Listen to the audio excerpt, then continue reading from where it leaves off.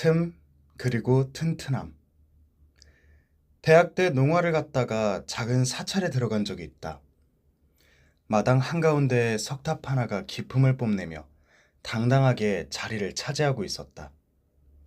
난 탑 주변을 빙빙 돌며 돌에 새겨진 상처와 흔적을 살폈다. 얼핏 봐도 나이를 먹을 만큼 먹은 석탑이었다. 세월과 비바람을 견딘 흔적이 역력했다. 몇 살쯤 됐을까? 얼마나 오랜 세월 동안.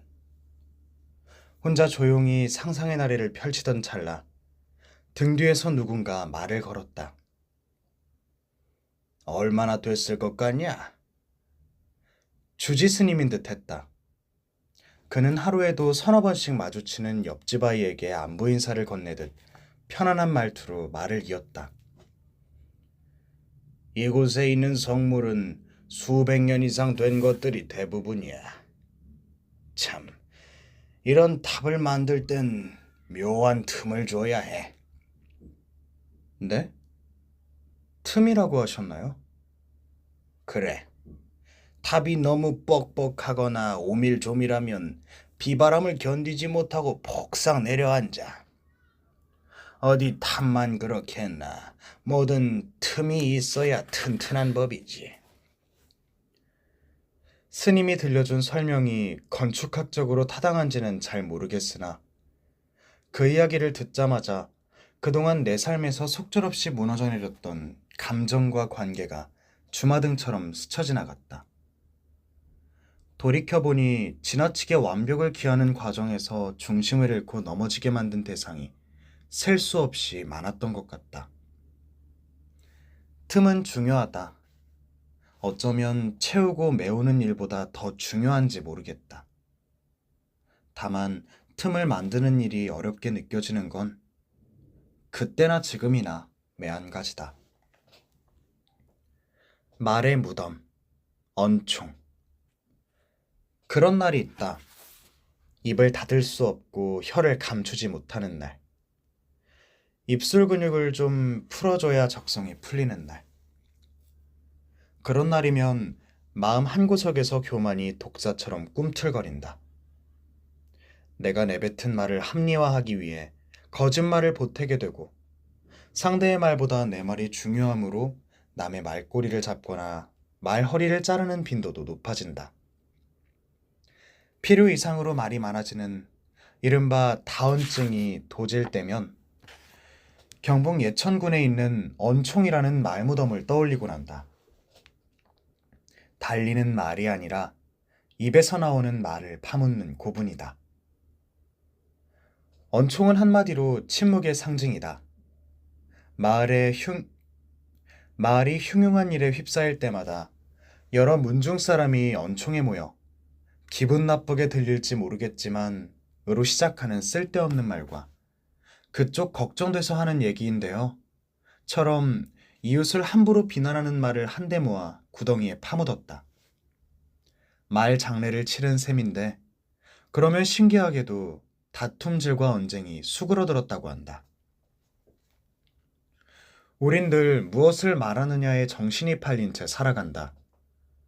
하지만 어떤 말을 하느냐보다 어떻게 말하느냐가 중요하고 어떻게 말하느냐보다 때론 어떤 말을 하지 않느냐가 더 중요한 법이다. 입을 닫는 법을 배우지 않고서는 잘 말할 수 없을지도 모른다. 그래서 가끔은 내 언어의 총량에 관해 고민한다. 다언이 실언으로 가는 지름길이 될 수 있다는 사실을 망각하지 않으려 한다. 그리고 종종 가슴에 손을 얹고 스스로 물어본다. 말 무덤에 묻어야 할 말을 소중한 사람의 가슴에 묻으며 사는 건 아닌지. 그냥 한번 걸어봤다. 버스 안에서 이른쯤 돼 보이는 어르신이 휴대전화를 매만지며 휴 하고 한숨을 크게 내쉬는 모습을 보았다. 어찌된 일인지 창밖 풍경과 전화기를 번갈아 바라보기만 할 뿐 통화 버튼을 누르지 못하고 있었다. 10분쯤 지났을까? 어르신은 조심스레 전화기를 귀에 가져다 댔다. 우연히 통화 내용을 엿들었는데 시집간 딸에게 전화를 거는 듯했다. 아비다. 잘 지내? 한번 걸어봤다. 대개 부모는, 특히 자식과 멀리 떨어져 사는 부모는 한 번 걸었다는 인사말로 전화통화를 시작하는 경우가 많은 것 같다. 왜 그러는 걸까? 정말 일상이 지루하고 재미가 없어서 그냥 무의식적으로 아무 이유 없이 통화 버튼을 눌러보는 것일까? 심심해서? 그럴 리 없다. 정상적인 부모가 자식에게 취하는 모든 행동에는 나름의 이유가 있다고 나는 생각한다. 내 추측은 이렇다. 당신의 전화가 자식의 일상을 방해하는 게 아닐까 하는 염려 때문에 한번 걸어봤다는 상투적인 멘트를 꺼내며 말문을 여는 것은 아닐까. 행여나 자식이 아버지, 지금 회사라서 전화를 받기가 곤란해요 하고 말하더라도 괜찮아. 그냥 걸어본 거니까. 라는 식으로 아쉬움을 드러내지 않으면서 덤덤하게 전화를 끊을 수 있기 때문은 아닐까. 그냥 걸었다는 말의 무게는 생각보다 무겁고 표현의 온도는 잠옷 따뜻하다.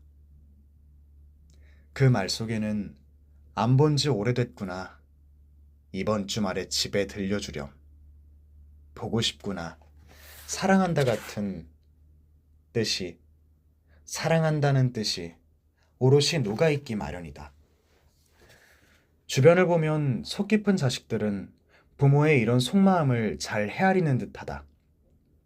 그래서 그냥 한번 걸어봤다는 부모의 목소리를 듣는 순간 평소보다 더 살갑게 전화를 받는다. 전화기가 얼굴에 닿을 정도로 귀를 바짝 가져다 댄다. 거리에서 혹은 카페에서 그냥으로 시작하는 문장이 청아하게 들려올 때가 많다.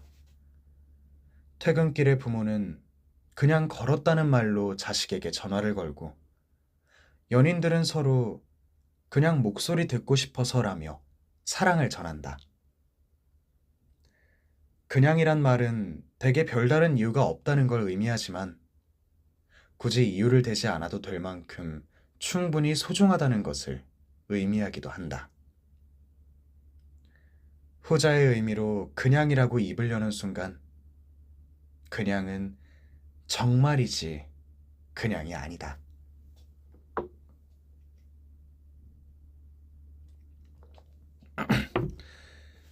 여전히 당신을 염려하오.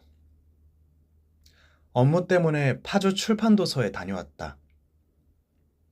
업무 때문에 파주 출판도시에 다녀왔다. 그곳 초입을 지날 때면 어렴풋하게 떠오르는 장면이 있다. 몇 해 전 봄을 알리는 비가 지나간 스산한 저녁이었다. 출판도시에서 일을 보고 차를 몰아 자유로에 진입했다. 어지럽게 널린 파편 사이로 찌그러진 승용차 몇 대가 보였다. 추돌 사고가 발생한 듯했다. 맨 앞 차량에서 허리가 조금 굽은 어르신이 걸어 나와서는 다른 차량 운전자와 잠깐 얘기를 나눈 뒤 곧장 조수석으로 달려갔다. 승용차의 파손 상태는 살피지도 않았다. 더 시급한 것이, 아니면 더 소중한 것이 있었던 거다. 내 기억 속에 선명하게 각인된 건 그 다음 장면이다. 어르신이 내린 차량의 뒷좌석에서 작은 체구의 할머니가 몸을 웅크린 채 파르르 떨고 있었다. 잠시 뒤 어르신은 문을 열어젖힌 다음 두 팔을 벌려 할머니를 살포시 안았다. 그 모습은 마치 세월이 흘렀지만 난 영원히 당신을 염려하오 라고 온몸으로 말하는 것처럼 보였다. 한 달쯤 지났을까? 마음이 통하는 지인들과 술자리를 가졌다. 시시콜콜한 일상 이야기를 주고받다가 안주가 떨어질 무렵 사랑에 관한 이야기로 주제가 옮겨갔다. 잡지사에서 에디터로 일하는 친구는 사랑에 빠지는 순간 불온한 상상을 하게 된다고 힘주어 말했다. 누군가를 좋아하면 상대의 낮은 물론이고 상대의 밤도 갖고 싶은 욕망에 사로잡히는 법이지. 때론 서로의 감정을 믿고 서로의 밤을 훔치는 확신범이 되려 하지. 그게 사랑일 테지. 철학서적을 주로 기획하고 출간하는 출판사 사장은 이런 이야기를 보탰다. 흔히 말하는 썸이라는 것은 좋아하는 감정이 있다는 확신과 의심 사이의 투쟁이야. 확신과 의심이 밀물과 썰물처럼 교차하는 법이지. 그러다 의심의 농도가 점차 옅어져 확신만 남으면 비로소 사랑이 시작되는 게 아닐까? 죄다 본인의 경험에서 우러나온 이야기를 남 얘기하는 죄다 본인의 경험에서 우러나온 이야기를 남 얘기하듯 말하는 것처럼 보였다. 난 그들의 말에 귀를 기울이면서 여러 번 고개를 끄덕이다 웃다 했다. 술자리가 파할 즈음 엉뚱한 질문 하나가 내 머릿속을 헤집어 놓았다. 그럼 진짜 사랑과 가짜 사랑을 가르는 기준은 뭐지? 순간 교통사고 현장에서 할아버지가 할머니를 껴안던 모습이 무성영화의 한 장면처럼 흐릿하게 눈앞에 펼쳐졌다. 난 무릎을 탁 쳤다. 그래, 할마, 그래. 할아버지가 그랬듯 상대를 자신의 일부로 여길 수 있는지 여부가 진실한 사랑과 유사 사랑을 구분하는 기준이 될지도 모른다. 사랑의 종류는 참으로 다양하다. 사랑을 함부로 정의할 수도 없는 노릇이다. 솔직히 말해 사랑이 뭔지 여전히 잘 모르겠다. 다만 내가 보았던 노부부의 모습을 사랑이 아니라고 한다면 도대체 어떤 것을 사랑이라고 말할 수 있을까?